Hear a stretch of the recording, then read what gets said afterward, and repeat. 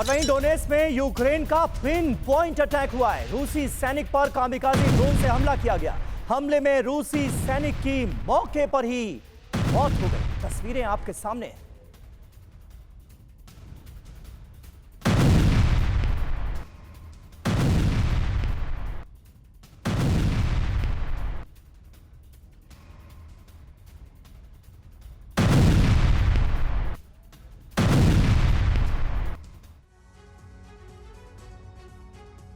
और चलिए अब आपको बताते हैं कि कुर्स्क को लेकर यूक्रेन और रूस का दावा क्या है अभी तक का। सीधा हम आपको ग्राफिक्स के जरिए पूरी जानकारी दे रहे हैं। कुर्स्क में यूक्रेन अभी तक कितना कामयाब हो पाया है। कुल मिलाकर 1263 वर्ग किलोमीटर इलाके पर कब्जा कर लिया है।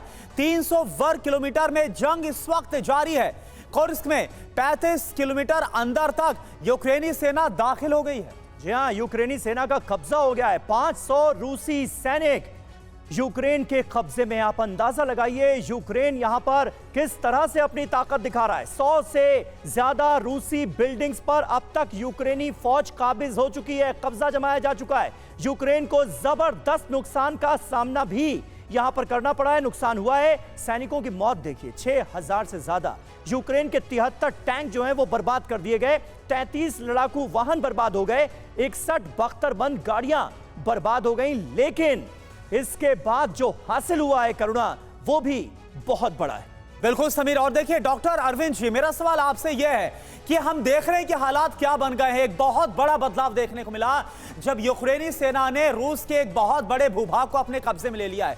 क्या आपको लगता है कि इन हालात में जो रूस है, व्लादिमीर पुतिन, वो बातचीत की टेबल पर आएंगे जब उनको पता है कि भाई अगर बातचीत होती है तो अच्छी खासी बार्गेनिंग पावर यूक्रेन के पास है, ज़ेलेंस्की के पास है? बिल्कुल, रूस को और यूक्रेन दोनों ही राष्ट्रों को एक हद के बाद में बातचीत की टेबल पर आना ही चाहिए, क्योंकि जहां बातचीत समाप्त होती है वहीं पे हम लोग आर्मी का इस्तेमाल करते हैं। आर्मी या इस तरीके की जो लड़ाइयाँ होती है वो एक टूल्स की तरह ही काम आती है। वह किसी भी समस्या का स्थायी समाधान नहीं होता है। और हमने देखा है कि दीपक बुझने से पहले उसकी लौ थोड़ी ज़्यादा होती है। तो अभी ये जो हमले हो रहे हैं रूस की तरफ से, चाहे वो बैलिस्टिक मिसाइल का आपने अभी जिक्र किया, तो वो सब इसीलिए हो रहा है ताकि जब वो बार्गेनिंग की टेबल पे आए तो वह मजबूत स्थिति में रहें। और दूसरी बात मैं ये कहना चाहता हूँ कि जो जिंदा राष्ट्र होते हैं उन पर कोई राष्ट्र कब्जा नहीं कर सकता है।